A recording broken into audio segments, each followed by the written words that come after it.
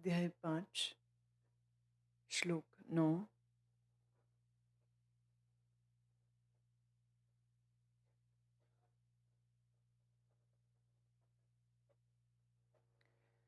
श्रीमद् भगवत गीता इस श्लोक के साथ एक नई गहराई को छूती है। ये शायद तुम्हारी बुद्धि को कठिन भी पड़े, शायद यह ज्ञान का सूत्र तुम्हारी बुद्धि में प्रविष्ट न भी हो पाए, परंतु यही तो चैलेंज है तुम्हारे दिमाग के लिए। जितनी बात तुम समझ सको उतनी ही बात अगर मैं कहूं तो उसमें तुम्हारा विकास कैसे होगा? बात तो वो कहनी पड़ेगी, बात जो तुम्हारा दिमाग का है, यह समझ नहीं आ रहा कैसे। जहां यह प्रश्न जगेगा कैसे, वहीं से तो तुम सोचोगे कि कैसे, हाउ इज इट पॉसिबल। कर्म संन्यास, कर्म योगी होने की जो बात प्रभु ने कही, वो बात जल्दी किए जज्ब नहीं हो रही। सब करके भी यह करता, सब कुछ हो रहा है फिर भी यह करता। कर्म छोड़ देना कर्म का संन्यास नहीं है। कर्म हो रहे हैं, परंतु इन हो रहे कर्मों को क्रियात्मक रूप से देखता है। कर्म हो रहे हैं पर फिर भी वह करता नहीं। दिमाग कहता है ये कैसे हो सकता है, क्योंकि तुम्हें दो ही तरीके आते, या तो संसार में घुस जाओ या संसार छोड़ करके बाबा जी बन जाओ। पूर्व के अध्यायों में श्री कृष्ण यह साबित कर चुके हैं कि दुनिया में कोई भी व्यक्ति ऐसा नहीं है जो ये कह सके कि वो पूर्ण त्यागी है। खाएगा, खाना ही पड़ेगा, भूख लगेगी। सोएगा क्योंकि नींद आएगी। पानी भी पिएगा क्योंकि प्यास लगेगी। भोजन और पानी के लिए उसे चल के कहीं तो जाना होगा, चाहे वो भिक्षा ही क्यों ना मांगे, चाहे वो किसी आश्रम की भोजनालय में जाना पड़े, या किसी गृहस्थी के द्वार पर नारायण हरि करके भिक्षा लेकर के वो भोजन लाए। पेट की भूख को दूर करने का कुछ साधन तो करना पड़ेगा। अगर ये नहीं करता है और जंगल में ही रहता है तो फिर पत्ते खाएगा, तो पत्ते ढूंढने पड़ेंगे। तुम सब किस्म के पत्ते नहीं खा सकते। मेरे परिचय में कुछ एक महात्मा ऐसे जो 6-6 महीने 8-8 महीने गोमुख में रहते। 3 महीने उनका काम यही होता कि लकड़ी, आलू, राजमा, नमक, इस तरह की चीजों को वो जोड़ते रहते। जब तीर्थ यात्री कोई नहीं आने वाले गंगोत्री, और जो गंगोत्री आते हैं वो गोमुख तक तो पहुंचेंगे भी नहीं, कोई जाएंगे भी तो 2 एक रात रुकेंगे, मुश्किल से भागेंगे नीचे को। उन्होंने वहीं रहना है। 25 साल वो वहां रहे। तो साल में 2 महीने ऐसे होते जब वो तपोवन छोड़ के गंगोत्री आ जाते। जिस समय तीर्थ यात्री आते हैं उस समय इस तरह का जो भोजन का सूखा सामान है वो इकट्ठा करते और करके ऊपर ले जाते। अगले जो 8 एक महीने हैं, 8-9 महीने, वही आलू हवन कुंड में डाल दिए। अब हवन कुंड जलाने के लिए भी लकड़ी, गोबर, दिया, सिलाई, तेल सब चाहिए, सब एकत्रित करना पड़ेगा। उनके पास जो सामान है वो शायद एक बोरे में आ जाए, और तुम्हारे पास जो सामान है वो शायद 2 ट्रकों में आए। हम ये कह सकते हैं कि सामान की गिनती किसी के पास कम है और किसी के पास ज़्यादा है। पर बिना इन साधनों के कोई भी कैसे चलेगा? कैसे जिएगा? किसी के पास 100, 200, 500 साड़ियाँ और सूट होंगे, किसी के पास सिर्फ 4 लंगोटियाँ हैं। पर वो लंगोटी को भी तो किसी से खरीदना पड़ेगा, धोना पड़ेगा, सुखाना पड़ेगा। अगर कहे वो नग्न रहता है, तो नग्न रहने वालों की झंझट और बड़ी है, क्योंकि उन्हें राख तैयार करनी पड़ती है, जिस राख को वो अपने बदन पर मलते हैं, और वो आसान प्रक्रिया नहीं है, बड़ी मुश्किल प्रक्रिया। विभूति बनाना आसान काम नहीं है। दिनों दिन हवन कुंड में उपले और लकड़ियों को जलाते रहो, जो राख निकले उसको छाना जाता है, फिर उसमें कोई चंदन डालता है, कोई कुछ और डालता है, कुछ एक ऐसी औषधियाँ होती हैं जिससे वो विभूति तैयार होगी, फिर उसको वो अपने जिस्म पर मलते हैं, जिससे रोमकूप बंद हो जाएँ, जिससे सर्दी उनकी चमड़ी को महसूस नहीं होगी। धीरे, धीरे, धीरे उसको पक्का किया जाता है, चमड़ी को भी ट्रेंड किया जाता है। घंटों बैठ कर के धूना जला रहे हैं।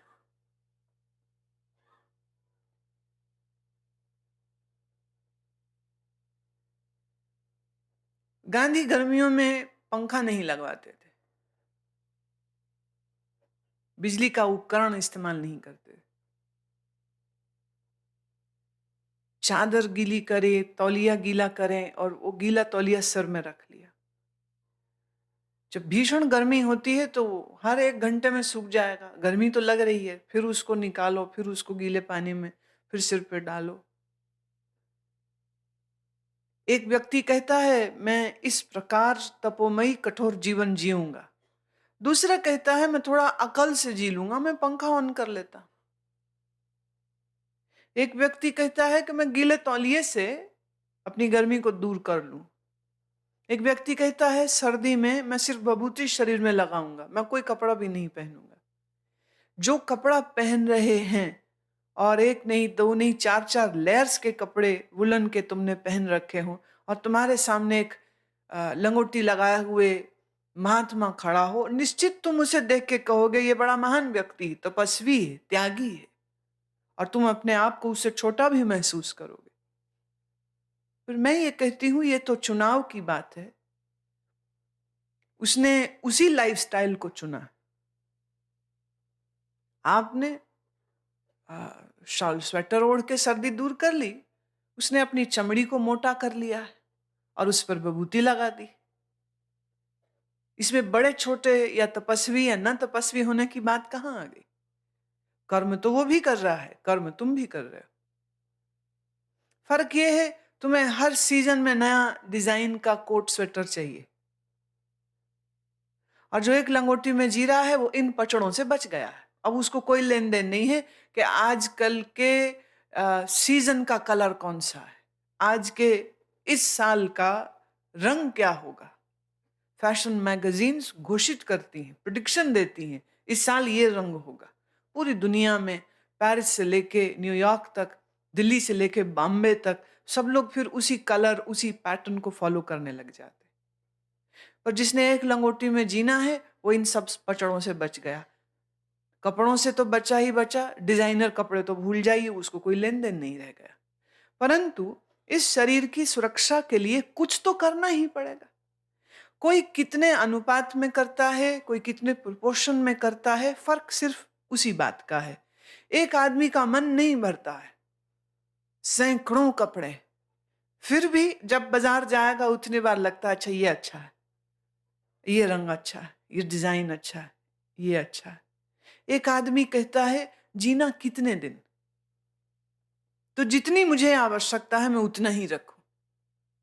डेफिनेटली जिस आदमी ने ढेर इकट्ठा किया है, हाँ ये है जब वो मरेगा उसके रिश्तेदार बड़े खुश होंगे, उसके मित्र बड़े खुश होंगे, क्योंकि जो कपड़े वो जीते जी किसी से शेयर करने को तैयार नहीं था, किसी को देने को तैयार नहीं था, उसके मरने पर उसके रिश्तेदारों और मित्रों को बहुत सारे अच्छे कपड़े, डिजाइनर घड़ियां और डिजाइनर साड़ियां मिल जाएंगी। ये खुशी की बात तो उनके लिए होगी। मुझे याद है मेरे बचपन में एक महिला संत थी। ऐसा नहीं कि कोई संतत्व का दावा था उनका, पर बहुत अच्छे स्वभाव की और बहुत प्यारी महिला थी। जब उनकी मृत्यु हुई और उनके शरीर का दाह संस्कार करके अभी लौटे ही थे घर वापिस, मैं चूंकि बच्ची थी तो मुझे साथ में जाने की अनुमति नहीं दी गई थी, तो घर ही में इंतजार कर रहे थे। जब सब लोग घर लौटे तो उनकी जो बहनें थीं, 2 बहनें थीं उनकी, वो घर आए, चाय-वाय पीने के बाद उनकी अलमारी खोल करके आपस में बाँट रही थी कि अच्छा ये मेरा, ये तेरा, ये मेरा, ये तेरा, ये मेरा, ये तेरा। इस अ, माता को अच्छे कपड़े पहनने का, वो सात्विक थी, कुछ ड्रामा नहीं था उनके कपड़ों में, पर जो वो कपड़ा पहनती थी बहुत सही, साफ, सुंदर, बहुत तरीके से, बहुत समझदार महिला थी, बहुत समझदार। उनकी जो बहनें थी, वो जो बेअकल, अच्छी चीज मिल जाने से कोई अच्छा नहीं होता है। जिसकी अकल अच्छी होती है, उसके पास सब कुछ अच्छा ही होता है।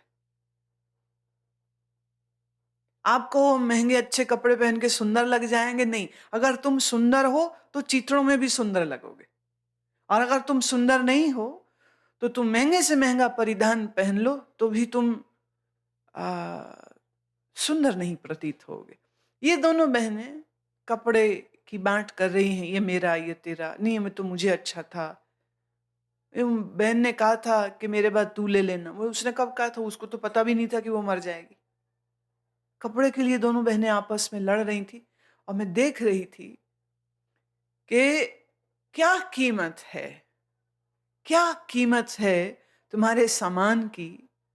तुम्हारी सांस बंद होते ही तुम्हारे लिए तो व्यर्थ हो ही जाएगा, लेकिन जो लोग लड़ रहे हैं सामान के लिए, वो जो दोनों महिलाएं लड़ रही हैं उसके कपड़ों के लिए, उन्हें इतनी भी बात याद नहीं है कि अभी तो उसको फूंक के घर वापिस आ रही। आदमी कितना बेहोश, मरे हुए को दाह संस्कार करके घर लौट रहे, और अपने हाथ से जिसको नहलाया है, जिसको कफन में लपेटा है, चिता में जलाया है, राख होते हुए शरीर को देखा है, वो उसके बचे हुए कपड़ों के लिए आपस में लड़ रही। मनुष्य की बेहोशी का इससे बड़ा चिन्ह और क्या होगा। कर्म से बगैर कोई जिए नहीं सकता है, कर्म विहीन, कर्म का त्यागी कोई नहीं हो सकता है, लेकिन कर्म की मात्रा का कंट्रोल तुम कर सकते हो, पदार्थ का कंट्रोल तुम कर सकते हो। कितना सामान जोड़ोगे। घिसा पीटा शेर है, सामान 100 बरस का, फल की खबर नहीं। कितना सामान, कितना सामान जोड़ता जा रहा, और एक पल से अधिक वक्त नहीं लगेगा देह छूटते हुए। जो इस बात का स्मरण नहीं रखता है, वह व्यक्ति अपने जीवन को नष्ट करता है, और उसका जिम्मेदार भी वो खुद है। कर्म का संन्यास कैसे हो। कर्म करते हुए पर भी तुम अकर्ता बने रहो, और सत्य तो यह है, अकर्ता बनना नहीं है, अकर्ता हो। अकर्ता के अलावा तुम कुछ और हो नहीं सकते। पर मुश्किल यह है कि तुम अपने निज स्वरूप को विस्मृत कर चुके हो, भूल चुके हो। तुम अपने आप को देह और मन के साथ एक करके देखते हो। मन के स्वभाव, व्यवहार, चुनाव को तुम अपना स्वभाव मानते हो। बुद्धि के स्वभाव, व्यवहार को तुम अपना मानते हो। जो तुम हो, जैसा तुम्हारा निज स्वभाव है, उसको तुम भूल चुके हो। अकर्ता होना नहीं है, अकर्ता होना तुम्हारा स्वभाव है। This is what you are, and this is what you will be always. You cannot be otherwise. मैं करता हूं, ये एक भ्रम है।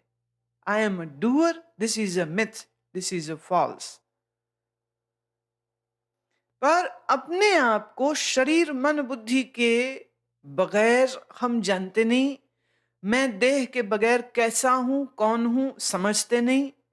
इसी कारण से कर्म संन्यास में तुम्हारी प्रवृत्ति, तुम्हारा प्रवेश नहीं हो पा रहा। अभी जो ये श्लोक आ रहा है, इस श्लोक को देखते ही मुझे एक बहुत प्यारे महात्मा वो याद आए। वृंदावन के अखंडानंद, स्वामी अखंडानंद जी के शिष्यों में एक स्वामी गुप्तानंद जी, बहुत वर्ष पहले 87 में, एग्जैक्टली 87 में, यहीं हरिद्वार में उनके पास बैठ करके भगवत गीता को, संस्कृत के श्लोकों को पढ़ना हमने सीखा था। ये जो श्लोक है, ये अपने आप में बहुत कठिन, मेरे लिए उस समय बड़ा कठिन था। पर जिस तरह से उन्होंने हंसते खेलते हुए इस श्लोक का अर्थ और इस श्लोक के उच्चारण का जो तरीका है और इस श्लोक की जो गहराई है, combination of all these three things, it is a most wonderful श्लोक, सबसे खूबसूरत श्लोक। मेरी दृष्टि में शायद पूरे भागवत गीता का ये मुझे सबसे प्रिय श्लोक है। भगवान कहते हैं, नैव किंचित करोमीति युक्तो मन्येत तत्ववित्। अब जिन लोगों के हाथ में गीता है, जरा नजर दौड़ाइए। ये जितना मैंने श्लोक पढ़ा है, जिसको हिंदी का ज्ञान है इतना तो वो भी पढ़ लेगा। कठिन पड़ेंगी अगली पंक्तियां। जो संस्कृत का ज्ञान रखते हैं उनके लिए तो माशाल्लाह कोई दिक्कत ही नहीं, पर जो मेरे जैसे संस्कृत का ज्ञान नहीं रखते हैं उनके लिए बड़ा कठिन श्लोक। पर इस श्लोक को समझते हैं एक एक करके। पहली जो बात भगवान ने कही है, नैव किंचित करोमीति युक्तो मन्येत तत्ववित्, जिसने तत्व के द्वारा, तत्व को जानने वाला सांख्य योगी तो क्या किंचित करोमीति, सब करेगा। क्या सब करेगा? अब अगले श्लोक में वही बात आ रही, पश्यन् शृण्वन् स्पर्शन् जिघ्रन् शन्नन् गच्छन् स्वपनन् श्वसन् प्रलपन् विसृजन् गृह्णन् मिशन् मिशन्नपि इन्द्रियार्थेषु वर्तन्त इति धारयन्। पश्यन्,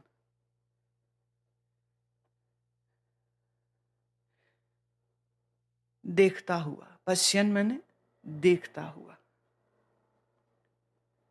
शृण्वन् सुनता हुआ, स्पर्शन स्पर्श करता हुआ, जिघ्रन सूंघता हुआ, घ्राण नासिका को कहते, जिघ्रन सूंघता हुआ, अशनन भोजन करता हुआ, गच्छन गमन करता हुआ, स्वप्नन सोता हुआ, श्वसन श्वास लेता हुआ, प्रलपन बोलता हुआ, विसर्जन त्यागता हुआ, ग्रहणन ग्रहण करता हुआ, उन्मिशन आंखों को खोलता हुआ, निमिशन आंखों को बंद करता हुआ। तुम्हारी सारी इंद्रियों का जो व्यवहार है वो भगवान ने इस एक पंक्ति में कह दिया। पश्यन शृण्वन् स्पर्शन जिघ्रन, आंख से देखते हुए, कान से सुनते हुए, नाक से सूंघते हुए। ज्ञानी यह जानता है कि ये तो इंद्रियों का व्यवहार हो रहा है, मैं थोड़ी देख रहा हूं, मैं थोड़ी सुन रहा हूं, मैं थोड़ी बोल रहा हूं। अशनन खाते हुए, गच्छन गमन करते चलते हुए, स्वपन सोते हुए, श्वसन श्वास लेते हुए, प्रलपन बोलते हुए, विसर्जन त्यागते हुए। त्यागते हुए भी, मल मूत्र का विसर्जन कर रहा है, मल मूत्र त्याग रहा है, उस समय भी वो यह बात जानता है, ये स्वभाव, ये काम इंद्रियों का है और मैं इंद्रिय नहीं हूं। नैव किंचित करोमीति, ये स्वभाव मेरा नहीं। युक्तो मन्येत तत्ववित्, तत्व के द्वारा, ज्ञान के द्वारा जिसने इस बात को जाना, वह व्यक्ति इंद्रियार्थेषु, सब इंद्रियां अपना अपना काम कर रही हैं, वर्तन्त इति धारयन्, ऐसा वो समझता है क्या कि मैं इसमें कुछ भी नहीं करता हूँ। इति मन्येत किंचित न करोमि। मैंने इसमें कुछ भी नहीं किया। आंखों के देखने में मैंने क्या किया? कानों के सुनने में मैंने क्या किया? जीभ बोले इसके लिए मैंने अलग से क्या किया? नाक सूंघे उसके लिए क्या किया? श्वास लो उसके लिए तुम क्या करते हो? आंख खोलने के लिए भी उन्होंने बात करी। जब आंख खुली, उन्मिशन, आंख खुली, पलक खुली, इसके लिए तुमने क्या किया? देखिए, नींद टूटती है, आंख अपने आप ही खुल जाती। तुम खोलते हो आंख, और आंख बंद होती है, तुम सोचते हो कि अच्छा अब आंख बंद करूं। आदमी जबरदस्ती आंख खोल के रख सकता है कुछ समय तक, लेकिन आंख खुल के भी क्या पूरे समय खुली रहती? पलक झपकती रहती। Who is controlling that? क्या आपका कंट्रोल है इसके ऊपर? क्या आप पलक झपकते हो कि पलकें झपकी जा रही? Do you blink or eyes are blinking on its own? अपने आप पलक झपक रही। अगर मैं आपसे कहूं तुम्हारी आंखें हैं, सुबह से लेके अब तक कितनी बार तुमने पलकें झपकी, जरा हिसाब दीजिए। कौन कहता है शरीर मेरा है? शरीर तुम्हारा नहीं है, तुम्हारे पास है, तुम इसका भोग करते हो, तुम इसके द्वारा शरीर की यात्रा कर रहे हो, बस इतनी ही बात सच है। देह तुम्हारी नहीं। अगर है तो बताओ मुझे हिसाब। दूसरे पिछला हिसाब नहीं दे सकते, मत दीजिए। मैं अभी कहती हूं, अभी से लेकर अगले 15 मिनट तक पलक मत झपकिएगा। रोको। ये भी 6 महीने या 1 साल या 2 साल कोई बराबर त्राटक का अभ्यास करता रहे तो संभव है कि 15 मिनट तक अभ्यास करने के बाद जाकर ऐसा संभव होगा कि तुम पलक झपके बिना लंबे टाइम तक रह सको। परंतु अगर मैं आपसे कहूं ये जो श्वास आ रही है, जा रही है, इनको रोक दो, श्वास मत लो, don't don't take breath, don't breathe, can you do that? चलो, सब लोग खाली मत बैठो, सांस भरिए, सब लोग सांस भरिए, रोकिए, रोकिए श्वास। अब जब तक मैं ना कहूं छोड़ना नहीं।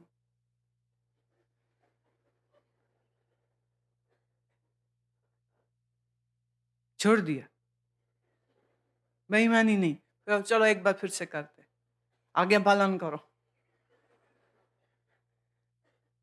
कैसे चेले हो, आज्ञा नहीं पालते हो? श्वास भरो, रोको,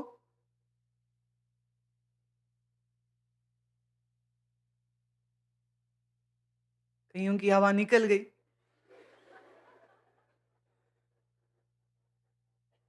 हमने बोला हवा छोड़ने को, हवा निकल गई नाक से, फेफड़ों में तुम देर तक नहीं रोक पाते। अब इसमें भी there is a possibility, you can train your lungs to hold the breath for a longer time. योग में उसे कहते कुंभक। अंतश कुंभक जब श्वास अंदर रोकी जाए, बाह्य कुंभक जब श्वास को बाहर रोका जाए। हठ योग प्रदीपिका के अनुसार प्राणायाम श्वास का रोकना ही है। श्वास को रोक लेना कुंभक ही प्राणायाम है। हठ योग प्रदीपिका में प्राणायाम की व्याख्या देते हुए ऋषि कहता है कि श्वास को तुमने जितने में अंदर लिया उसका 8 गुने श्वास अंदर रोके और 4 गुने श्वास को बाहर छोड़े। ये क्रम प्राणायाम की शुरुआत का है। मतलब पल्स बीट, तुम्हारी जो नाड़ी की गति है इसे हम कहेंगे पल्स बीट। अच्छा, अभी अभी क्या तुम अपने हृदय की धड़कन को महसूस कर पा रहे हो इस समय?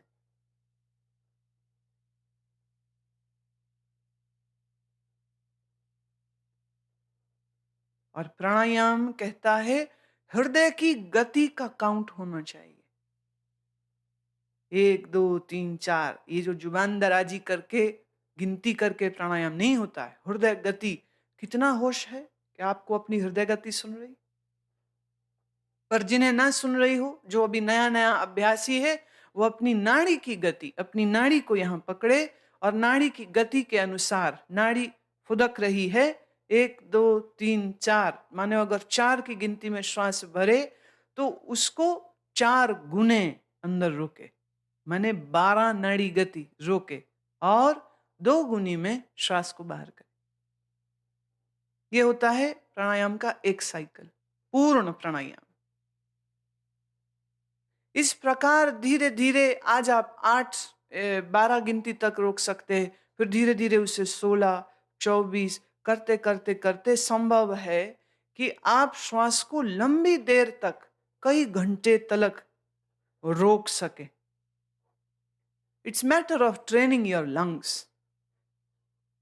इस समय तुम्हारे फेफड़े इस चीज के लिए तैयार नहीं हैं और तुम्हारे शरीर में अभी वो क्षमता नहीं है। अभी तुम थोड़ी देर रोको और फट से श्वास बाहर को भागती है। क्यों? ब्रेन का लोअर पार्ट आपके श्वसन क्रिया का कंट्रोलर होता है। जहां कार्बन डाइऑक्साइड की मात्रा शरीर में बढ़ी, ऑटोमेटिक सिस्टम श्वास लेने की ओर पूरे शरीर को प्रेरित कर देगा। आप अधिक देर तक श्वास नहीं रोक सकते जब तक आपने अपने शरीर को इसके लिए अभ्यासित न कर लिया। और इसका जो अभ्यास है, धीरे धीरे धीरे, बहुत धीरे धीरे इसको बढ़ाना चाहिए, जल्दी से नहीं, खास करके कुंभक।